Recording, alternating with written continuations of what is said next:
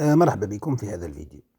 نخلوكم تسمعوا يعني الصحافة الفرنسية كيفاش علقت على قرار يعني الاتحاد الإفريقي سحب الكأس من السنغال وإرجاعها للمغرب. قبل ما نشوفوا هذا الفيديو أنا حبيت نقول لكم حاجة. كامل يحكوا على القوانين والقانون، قانون إذا كان انسحب فريق ولا بدون استشارة الحكم ولا حاجة كما هكذا يعني يعتبر خاسرا. لكن كيفاش يعتبر خاسر؟ الحكم هو اللي يطبق القوانين في الملعب. يعني إذا انسحب فريق يعطي لهم مدة يعني 15 دقيقة ومن بعد يصفر لافان وينحولوا الماتش اللي اشترى كان رابح يولي خاسر، لأن الحكم هو اللي يطبق القوانين في الملعب. لكن الحكم عاود رجعهم ولعبهم عادي جدا، كملوا الماتش تاعهم نورمال وصفر. بمعنى هنايا دوك الحكم يعني كمل الماتش، مادام كمل الماتش وراه القوانين ما تطبقش باللبس الورقة والستيلو، يعني تطبق في الماتش. خلوكم مع واش قالوا الصحافة الفرنسية. ما تنساوش الاشتراك في القناة ولايك الفيديو. Cette décision, elle était totalement inattendue.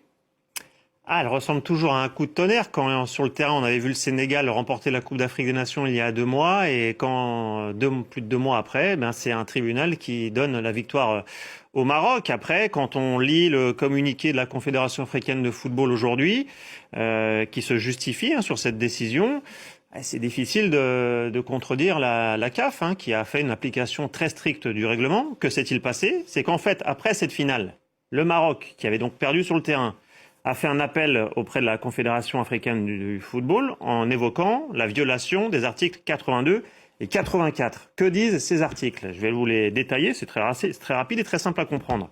L'article 82 de la Coupe d'Afrique des Nations dit: si pour n'importe quelle raison une équipe se retire de la compétition, ne se présente pas à un match, refuse de jouer ou quitte le terrain avant la fin du temps réglementaire du match, et c'est important que j'insiste là-dessus, qui quitte donc le terrain sans l'autorisation de l'arbitre, elle sera considérée comme perdante. C'est l'article 82.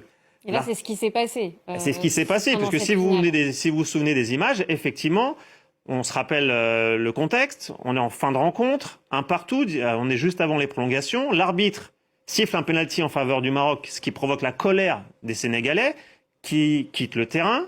Pas tous les joueurs, mais la très grande majorité des joueurs quittent le terrain sur l'appel notamment du sélectionneur pour regagner les vestiaires. Il y a eu le chaos aussi dans le stade, on le rappelle, les supporters sénégalais qui avaient tenté d'envahir le terrain.